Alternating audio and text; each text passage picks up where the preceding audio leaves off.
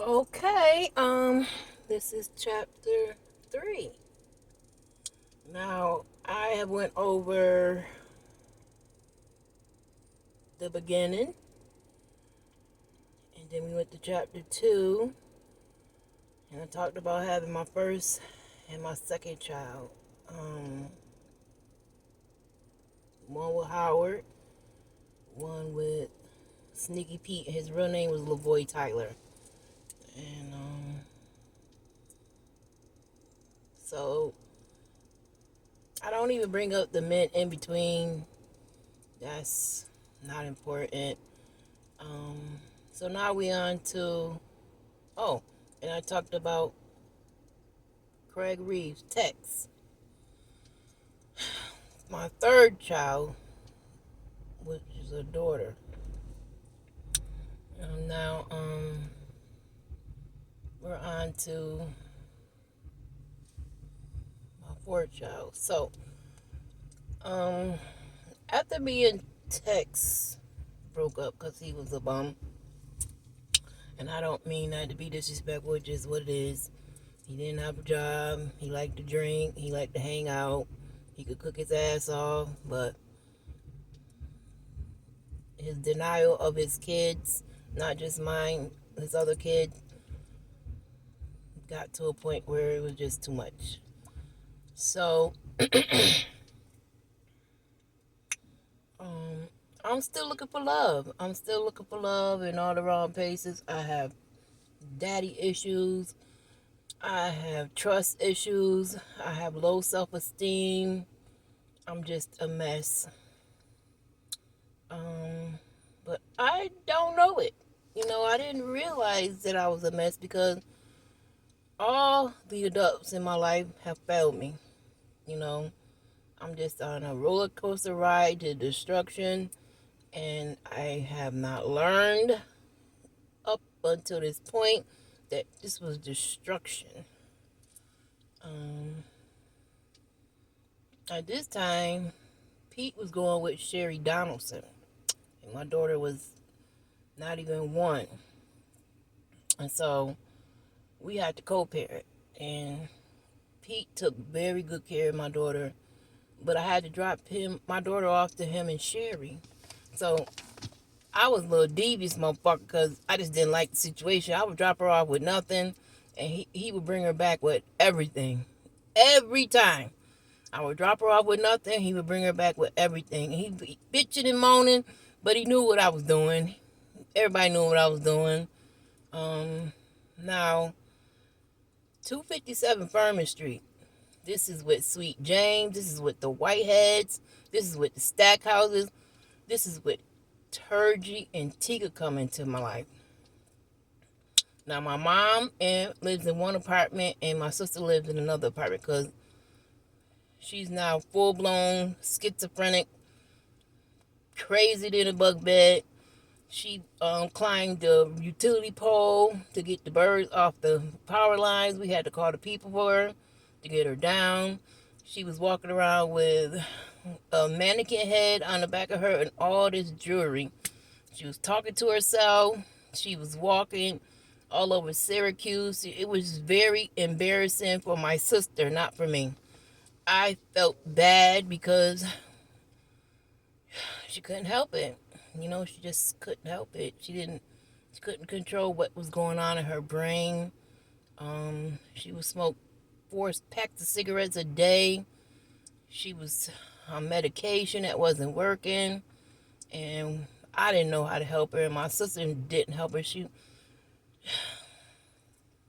might have tried in the beginning, but she gave up. And she had already gave Kenny back to my mother because Kenny didn't want to stay with Eileen no more because Eileen is a treacherous bitch.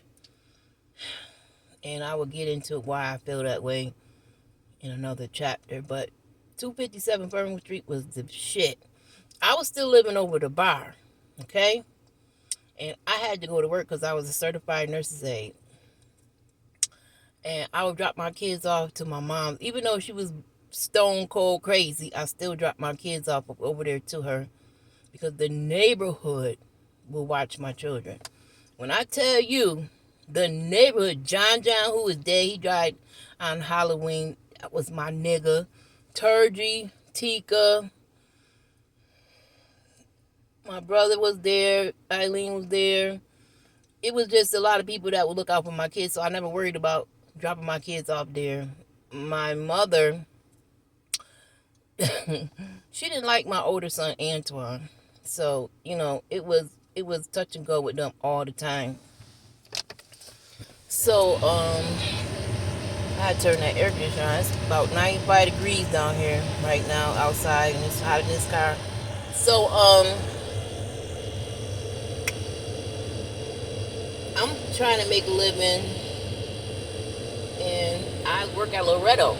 And again, Tex next baby mom works at Loretto in the department of where the checks be. So she didn't like me. I don't give a fuck about her either. I didn't want her old trifling ass man, and she must have thought that because she tried her best to do whatever to get me fired.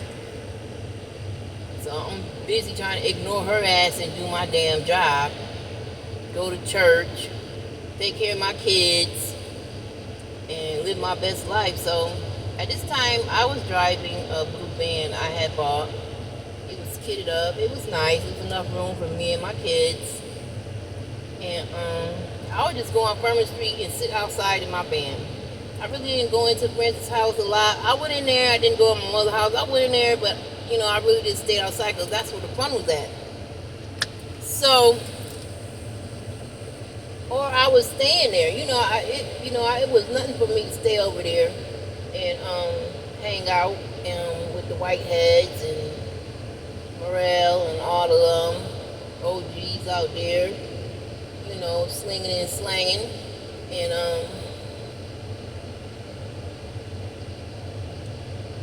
I was hanging with dead baby sister Shirley, and I knew her man Greg and little Greg, and it was something else. It just was. It was a time. It was really the time of my life where I was doing what I had to do to get ahead. Just doing whatever I had to do to get ahead. Working, hanging, trying to balance life. And this is the time where Kenny was taking some drug, and I'm talking about DJ Kid Dynamite or whatever the fuck he called himself on Facebook. He was doing some type of drug, and he was spazzing out, and they had put something in his weed, or he put it in. I don't know where the fucking drug came from, but him and my mom was bugging. Eileen was being trifling, working at the bus company. AJ, she put him on the pedestal. He was the best kid. I will get to that. And so my birthday came, and see, Turgy was, and he's dead now. Turgy was the blackest nigga I've ever seen, with amount of money like my dad. So I, automatically drifted to his side because nothing sexual, just a friendship.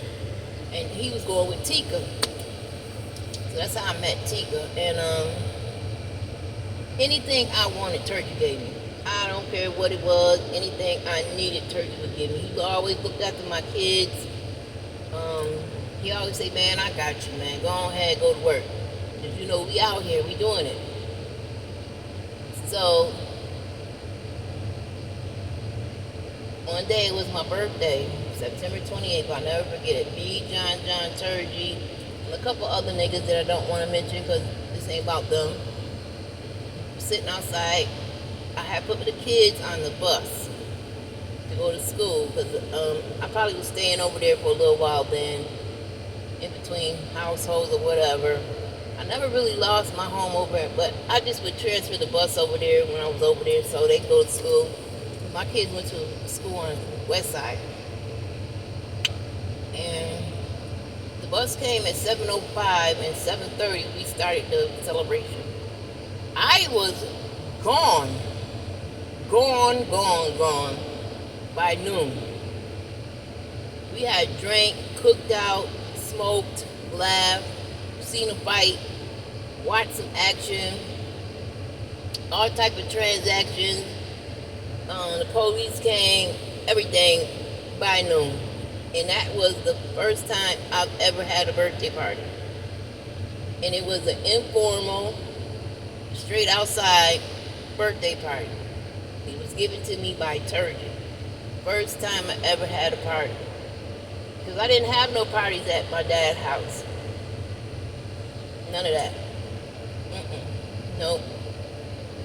They didn't celebrate me at my dad's house. Remember, I said this was the house of whores. So they didn't want to celebrate me. They didn't want to do nothing for me. They didn't want to treat me like a child because I wasn't a child. I didn't have a childhood because it was the house of horror. This was the most dysfunctional place that I've seen in my lifetime. And I'm almost 50 years old. I'll be 50 years old in September, a couple months from now. In June, I got July, August, 3 months to September. And this is still the most dysfunctional place I've ever been. Ever dysfunctional, toxic. It was toxic. So,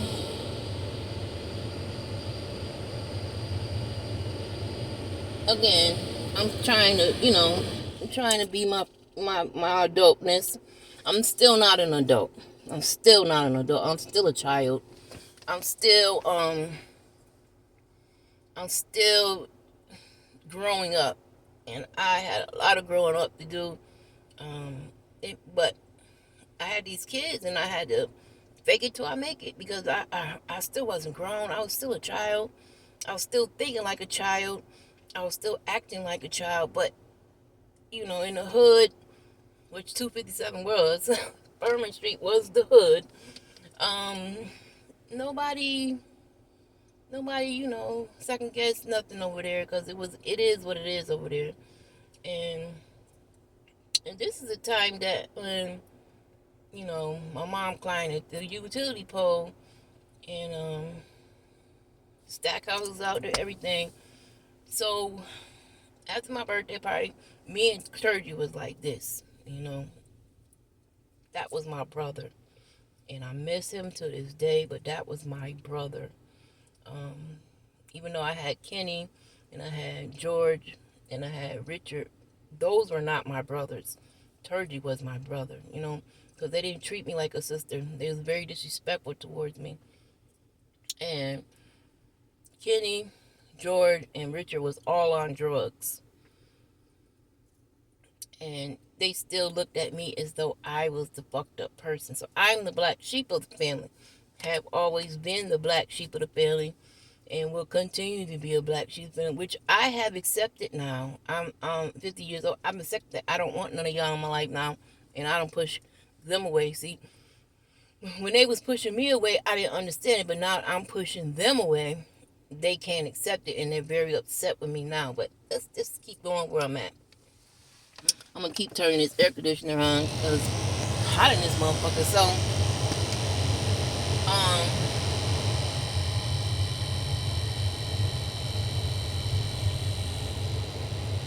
I was sitting outside in my car and Shirley's son, Deb Bailey's sister's son, was getting chased by the police. And it was like a little alleyway right there to go to the store that was on Midland because Furman and Midland connected. And I'm sitting in my car, and Greg hides in the motherfucking bushes, and the police is all around him looking for him. And I'm trying not to look at Greg because I see him in this motherfucking bushes, and the police kicking the grass and shit, just kicking the grass, and they still couldn't find Greg, so they moved on. So as soon as the coast was cleared, and John was sitting in the car with me, he came out the bushes and jumped in my damn vehicle. I'm like, boy, what did you fucking do? He was like, fuck the police. Fuck them motherfuckers. And we just started laughing, and we was smoking an L in the car, so, we just passed it to him.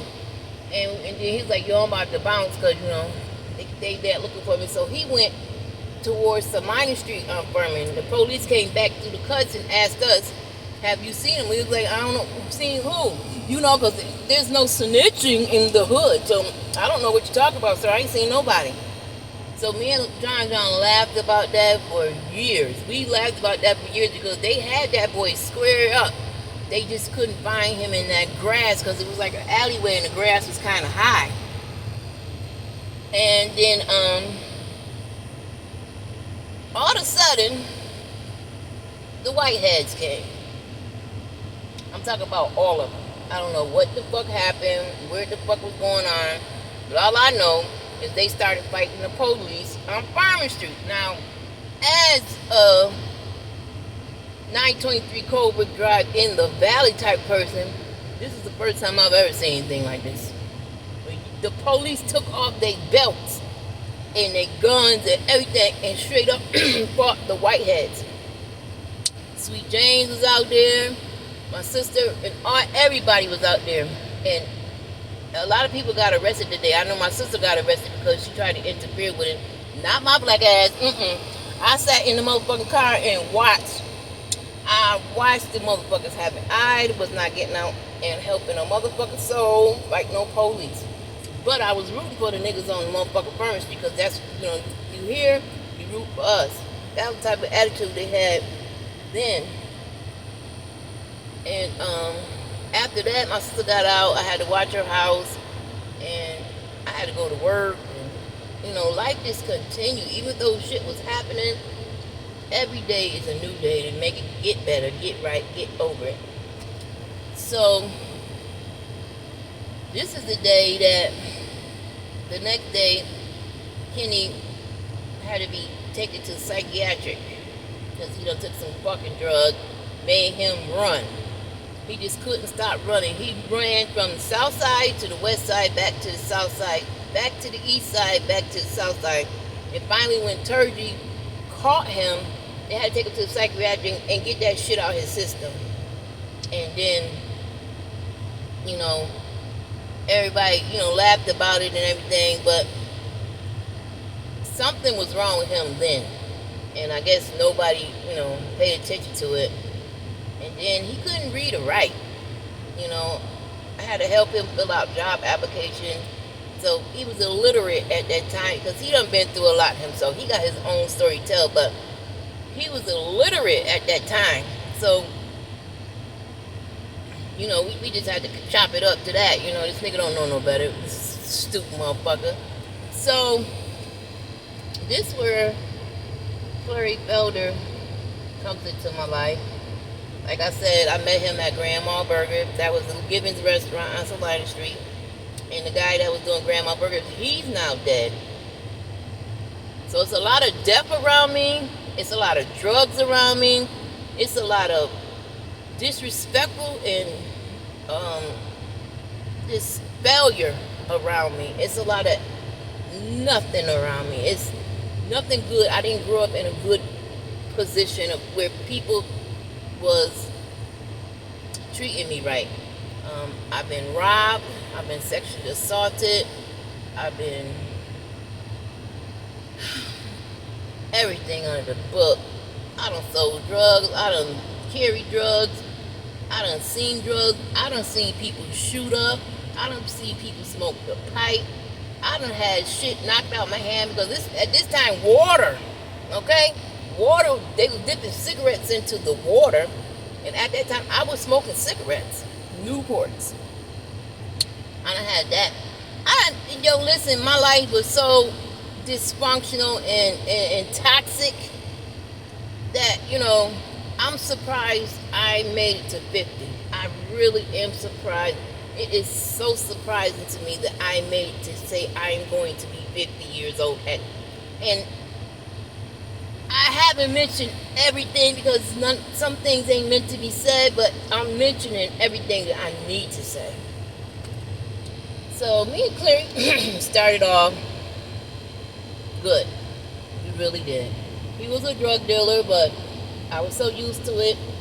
Like I said, my dad was involved in drugs. The household I lived in on 1419 was riddled in drugs.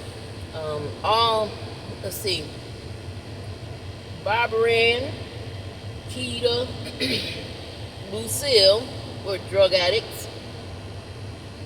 Let me see, Vanessa ended up being a drug addict. Diane and Julie, no. Mac, no. Giz, no. And Kelvin was a drug dealer. So, all them ended up being drug addicts. And so, it was nothing. I had another baby by Sneaky Pete, who was a drug dealer. So it wasn't nothing to be with another drug dealer. And it's so dysfunctional. Now that I look back, it's just the adults in my life failed me. And I continued the destruction because I didn't know no fucking better. I wasn't home trained. I wasn't taught nothing. School wasn't important. Nothing was important. They didn't even celebrate me when I did do good things because all they did look at what the fuck bad I did. And they didn't want to take the responsibility that they fucked me up. So we started real good. He treated me so well. He bathed me. He bought me a car. He gave me things. He took care of me. And then I was pregnant with my last child. So I was living on Hatch Street then. I still had Section 8. And we was riding down the street and we had drugs in the car, kids in the car. Just, I know better now, but it is what it is. And he said he was going to the restaurant. It's Gibbons restaurant. And I told him, don't go. I said, Clary, don't go. I don't have a good feeling about it. Up until that point, we really didn't have no abuse problems, yelling problems, none of that. It was just some ticks and tacks, but nothing real up until that point, if I'm remembering it correctly. No, I'm lying. No, we did. Because I used to hang out on the block. Ooh, I'm so glad I remember this. I used to hang out on the block with Clary while he was selling drugs. I mean, he was a nighttime drug dealer. He was staying on Saline Street by where the Petersons own a shop and sell drugs. And I have seen everything. I done been up all types of drug houses and seen it all. You can't tell me nothing about drugs, how it affected people. That's why I've never been on it, because I've seen it close up and personal.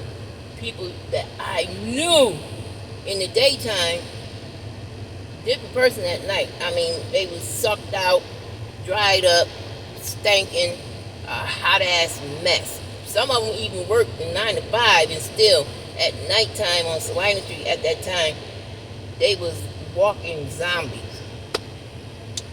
And it was some abuse then. And I told Wanda, this girl Wanda, my sister friend, what was happening to me. And Wanda confronted Clary. And I burnt my finger, and I'll never forget that because I was so scared what he was going to do when we got home. And I was right. He fucked me up. So my dad must have got word of Clary fucking me up, beating on me. And he came to me and asked me, are you getting abused? And I stupidly told him no. I should have told him yes, but I didn't trust him at that point. We had been through so much. Clary had did more for me in the little time we was together than my dad. I'm talking about not money, I'm talking about mentally and physically. You know, the touching, the hugging, the listening to me. Even though he was a drug dealer, he still is a human being. You know, just because he was a criminal, he still made me feel better about myself. I felt protected with him. Like, he was my protector and my dad wasn't. My dad let so many things happen to me. So I told him no. And I lied. So now we back up to the point where Clary was going to the Gibbons restaurant to do a drug deal. I told him, don't go. Don't go. Do not go. I have a bad feeling about it. Don't go. Did this motherfucker listen to me? Hell no. Yeah, like I didn't know what the fuck I was talking about. So he left and went up to the Gibbons restaurant, and that's where he got arrested. Now, I have from a good source that Calvin Gibbons was the reason for Clary getting arrested that time. Allegedly, I'm not going to say nothing on here. Can't get arrested now for it's old. But a good source that, Calvin set Clary up. And that's why Clary went and did 6 years. But I was pregnant. And didn't nobody know I was pregnant. So my dad said, well, now that Clary's out your life, he knew before I knew. It's another thing, my dad knew before I knew. Now that Clary's out your life, you can probably get your stupid ass together. And I said, what is you talking about? He said, you heard what I said. Now that Clary's out your life, you get your stupid ass together. Stop taking abuse. He was right about that. It's just the way that he said it that ticked me the fuck off. So I went looking for Clary. When I went on the forgiveness block to find him, I ran into Vanessa. And Vanessa is the one who told me what had happened. That they had, caught him with some drugs. And it was a parole violation. And that's all I'm going to say about what Vanessa told me. So now I'm heartbroken. I am so heartbroken because now I'm pregnant with 3 other kids.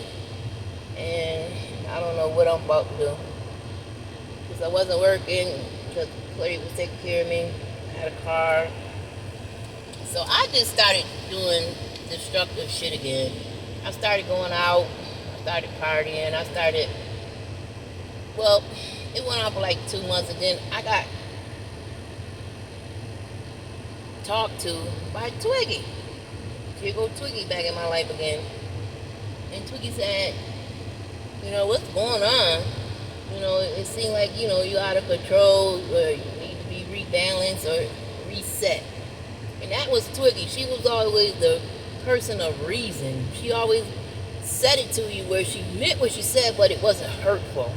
And that's why I love Twiggy to this day, because of that. And that reset me. That got my mind right. That got me back on track. Because I was hurting myself and I didn't realize it. So I stopped going out. I started taking better care of myself. I went to the doctor and I was pregnant. Big pregnant. So one day I went on my dad's house, because I didn't see him after that for a while, or if he seen me, he didn't realize I was pregnant. And he asked me to come over. That's what happened. He asked me to come over to the house, and he told me he needed to see me. So when I came over to the house, he said, so it is true that you are pregnant. I was about 7, 8 months pregnant then, and it's the first time he realized I was pregnant. And he asked me who the baby daddy was, and I told him Clary. And he put his head down, and he said no more. And Sarah said, well, if you need any help, let me know. Now, me, in my mind, I'm like, what's going on? What happened? Where the bitch did I know at? So that's why I say that 90% of the time, she was a horror to me. But at this time, she was really nice, actually. For the remainder of my pregnancy, I was really at my dad's house, just relaxing and, being pregnant. And every time somebody came, he would tell them I'm pregnant, because I truly believe my dad and Kelvin set that man up, because he was abusing me and whatever, and it didn't go like they wanted to. So, again, I had my baby by myself. Clary called me on the phone at my dad's house through a 3-way and asked me what I had and what the baby name was, and I told him I was so upset with him that I couldn't even talk to him on the phone right then. But eventually I took the baby downtown, because he was still downtown in the Justice Center, and let him see the baby before they took him up north. Because that was the word I got from somebody. I can't remember who. Maybe it was Pee Wee. I don't know. But so I did take him down there. I did visit him, and he went up north, served for 6 years. He had just got out of jail for 6. Now he's going back for another 6. So, yeah, that's what happened. So, after that, my dad had decided to move down south, because he has property down south, and I decided I'm gonna move too, because I need to change my life. I need to get away from these motherfuckers. And the And I told my dad, I said, well, I'll go down south with you, but is Sarah and her kids coming? He said, no. Either you would stay here and stay in the house, or you come down south and stay in your own house, because he had like 5 or 6 houses down south. And I decided to go down and take all my kids and move down south. So I got a U-Haul truck. I put all my stuff in the U-Haul truck. I had a car, and my dad was driving down in the car. So when I arrived to 1419 with the stuff in the U-Haul truck, my dad gave the bar to Richard, and he had a safe in the bar, and he took all his change out. So he had at least 70 bags full of nothing but change. And we put them in a U-Haul truck so they was evenly, put in so it won't slap-sided or sagging in the back or whatever. But that damn change was heavy as fuck. And we put it in there. So Michael Dean decided to move down south also with us. So Michael drove the U-Haul, I drove my car, and my dad drove his car. So we left. Now at the time, I didn't know Michael Dean was a snake.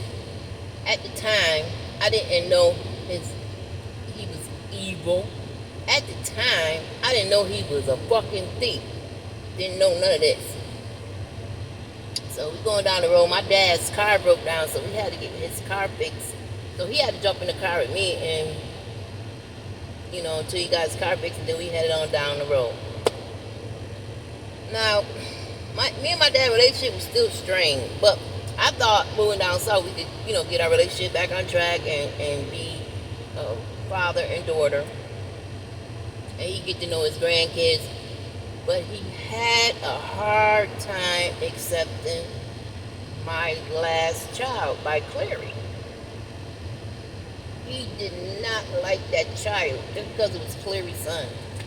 He did not like that child, and I'm telling him, God honest truth, he did not like that child. So when we got down there to the house, we all set our beds up in the living room because he didn't take nothing.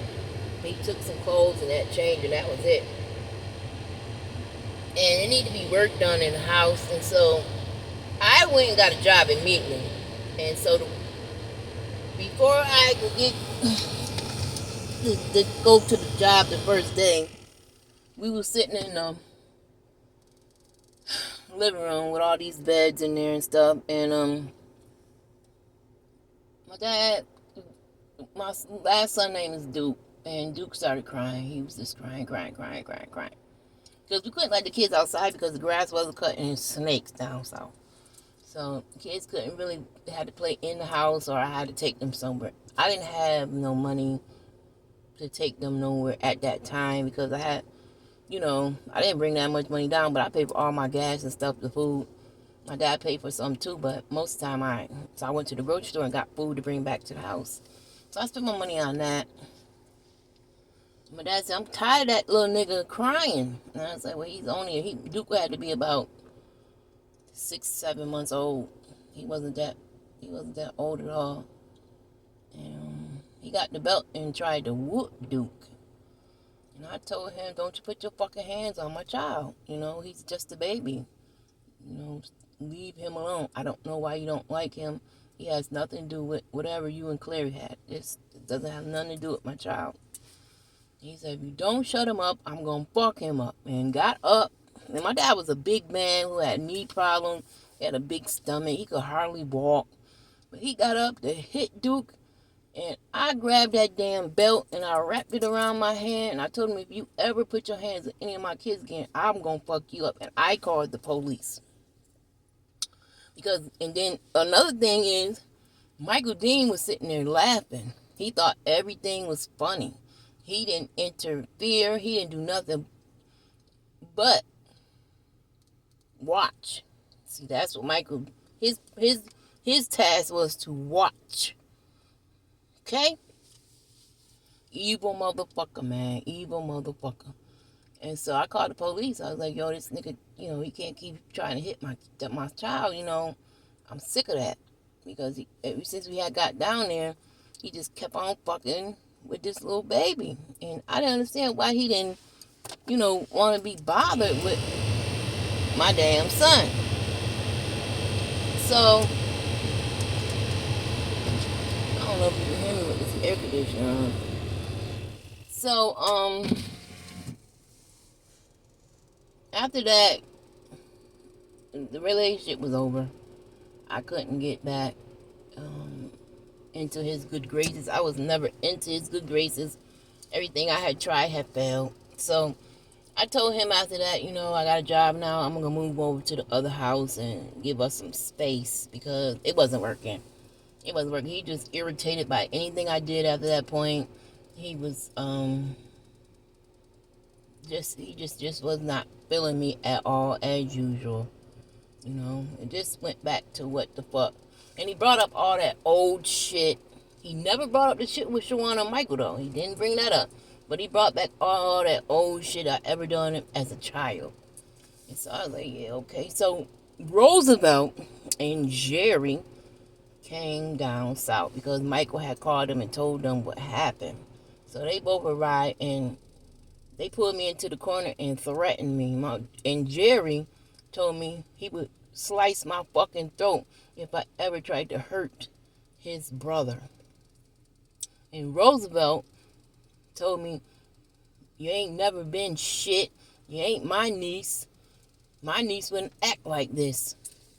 And I was very afraid because these gentlemen never talked to me like that. They never, ever threatened me like I was some old skank off the side of the road or something.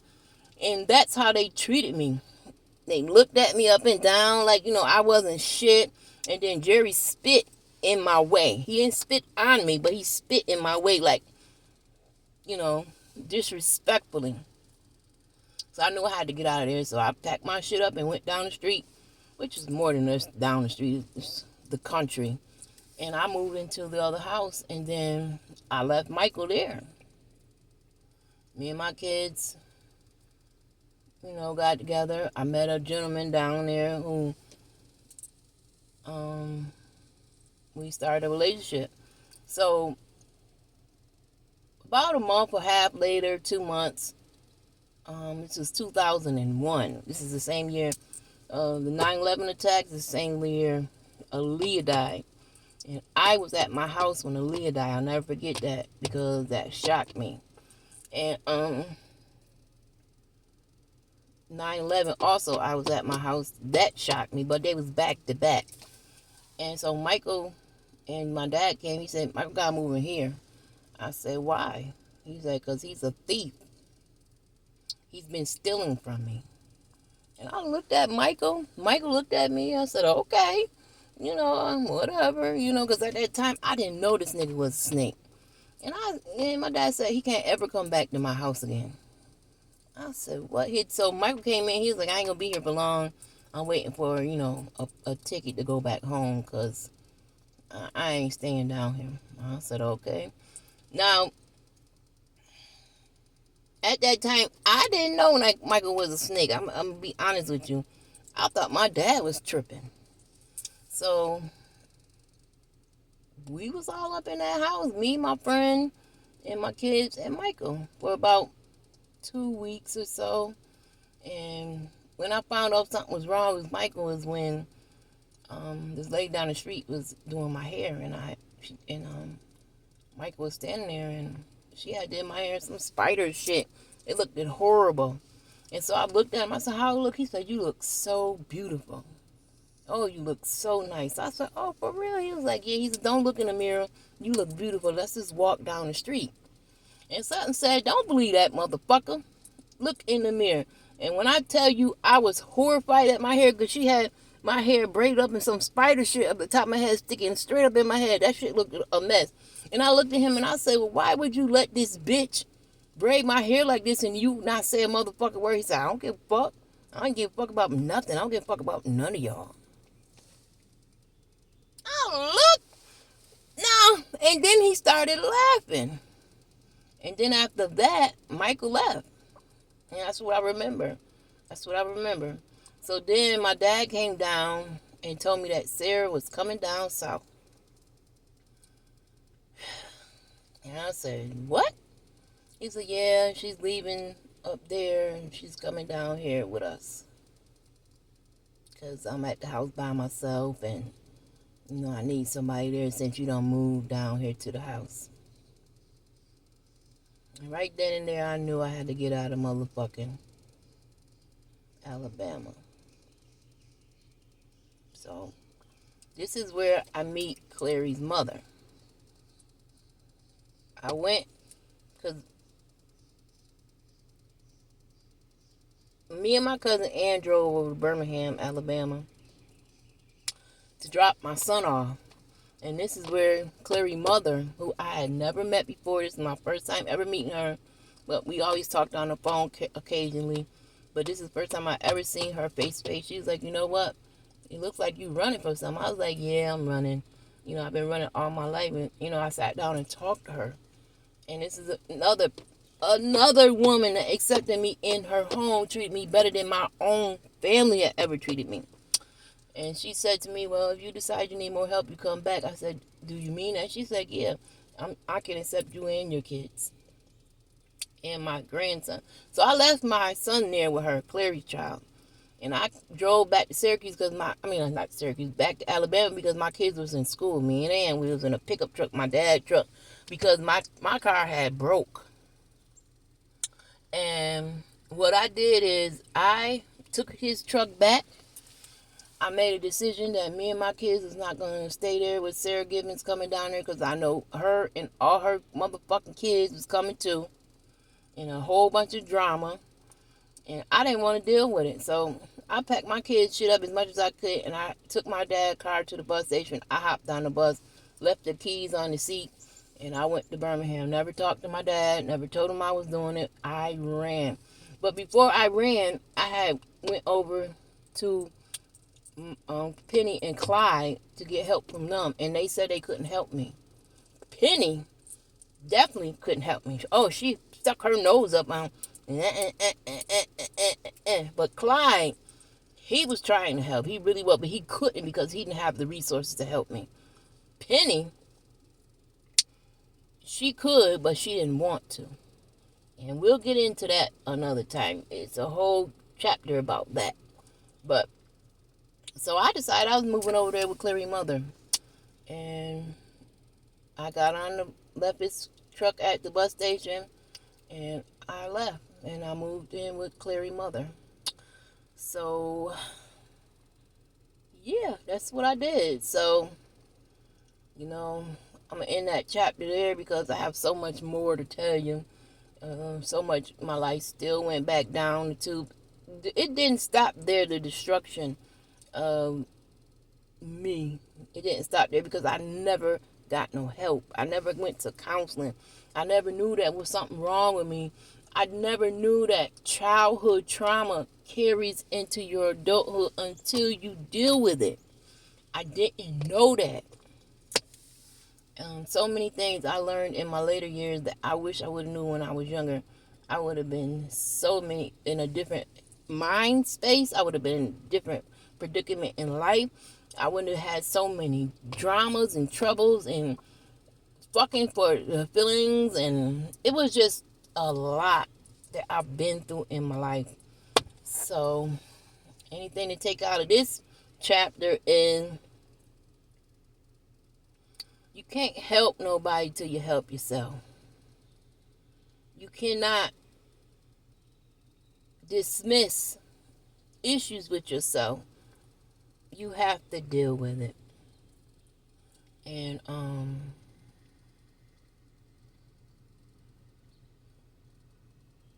childhood trauma is real. I never ever wanted to say that, but it's real. The House of Horrors followed me deep into my 30s until I realized something needed to be fixed. If I would have got some help when I was young, I definitely wouldn't have had to deal with all that stuff when I was in my 40s.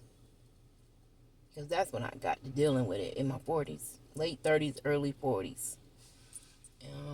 That's when I realized what the fuck was wrong with me. That's when I realized how I have passed on this childhood trauma to two of my children and didn't pass it on to the two other ones because they were raised by two different mothers. My oldest child and my second child was raised by one mother, and my third child and my fourth child was raised by a different mother, because it was a click in there where I had became an adult and I started realizing things was wrong. You know, it was a click in there where things started clicking and I started realizing something was wrong, but I still didn't know that it was childhood trauma that I needed to work on, what I needed to resolve, what I needed to fix. But I'm still just 21 at this time in 2001. I'm still young. I got 4 kids. I think I was 21. Let me know. 83, 93.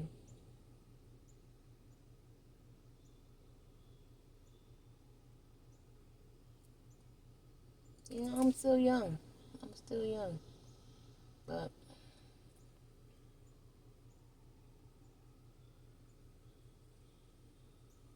still young. Mentally, I was still young. My age was up there, but mentally, I was still a child. I never grew up mentally till my late 30s. And, you know, parents need to realize that, you know, if the kid, your child, had a bad upbringing, you gotta help them fix the problems. You can't just you can't threaten them. And then my dad tried to pay me to lose weight. He said I was too fat and nasty, and he would give me $250 if I lost weight. So that didn't help my self-esteem either. And I contribute all my problems to all the adults in my life at this point. They were the reason for my problems, because they did not deal with my childhood trauma. They did not do anything as a parent, in my opinion, as a parent, to help me. I shouldn't have had these kids. I shouldn't have had all these sexual adventures. I shouldn't have been living on my own. I shouldn't have been in a household full of drugs and the witches and devils and all that, and all this criminals. I shouldn't have been around none of this stuff. Crackheads and all type of secrets I had to keep for so many people, including my dad. You know, it just was too much on a child. It was too much on me. And at this point, when I got to Clary Mother House, I cracked. Clary Mother is the one that picked me up off the floor, literally, and got me back on my feet. Because at this point, I had cracked. I was done. I didn't want to deal with nothing. I was sad. I was broken. I was beyond repair. But Clary Mother Clary Mother and her mother was living there. Clary brother Patrick was living there. Clary's son Michael was living there. And who else was living there at the time? Antoinette, I believe, was living there. Clary's niece. I can't remember who else was living there, but it was a bunch of us living in the house. Me and all 4 of my kids stayed in one room. And Clary's mother had her room, and Clary's grandmother had her room, and everybody else was wherever they was at. In this one house. And when I tell you that woman made me clothes, when I tell you that woman nursed me back to health, when I tell you that motherfucking woman supported me, when I tell you that motherfucking woman watched my motherfucking kids, when I tell you that motherfucking woman did everything she could to help me, I cannot and will not ever, ever say anything bad about Trudy. Trudy Green did what my mother should have did, and that was help me mentally and physically. She helped me, and she really couldn't do any much of walking and stuff. She was walking more than when I seen her later years, but she made my kids clothes. She made she made my kids underwear. We went to the store, got fabric. She showed me how to do so much. She talked to me. Yo, Miss Trudy was the best, and she died as well. She's now dead. So it's still death all the way around me. All the people I've ever known are now gone. Everybody that ever helped me is now gone. You know, right now, I can't call none of these people that ever gave me a coin, a moment of their time, their house. None of them. All of them are gone now. So I'm going to stop there. And, you know, this is chapter 3. And I got much more to tell you about my life because I got 50 years of stuff to say. And we still haven't got to the point where I lost my teeth. We still haven't got to the point where, you know, more about Clary. We still haven't got to the point about more about my father and the devil herself, Sarah Gibbons, that bitch, and Kelvin Gibbons, that faggot. You know, I just hated them people. I really did hate them people. I didn't real. Now this is a thing that I want to say. At this point, I was running from them. I wasn't running from my dad because I knew when she came around, I wasn't gonna be shit. And it seemed like every time she called him on the phone, that's when he would get angry at me. It seemed like every time she would call to check up, he would get angry with the kids. It seemed like every time Michael and him went off to the side to talk, he would get angry with me. So it was everybody else. And when Roosevelt and Jerry came down, they putting this shit in his head. I wasn't shit. And it just got worser and worser and worser. Again, all these adults failed me. They didn't help me. Nobody could get through to me. Nobody could talk to me. But when Trudy Green spoke, I got it. When Trudy Green sat down and took her time, I got it. When Trudy Green taught me how to be a woman, cleaning, and oh my God, she was the best woman. She was an angel. She was an angel. And this is something I needed at the time. I needed somebody to get through to me, and that's what Trudy Green did. And so I'm gonna stop there, and we shall continue chapter 4 about what happened in Birmingham, Alabama,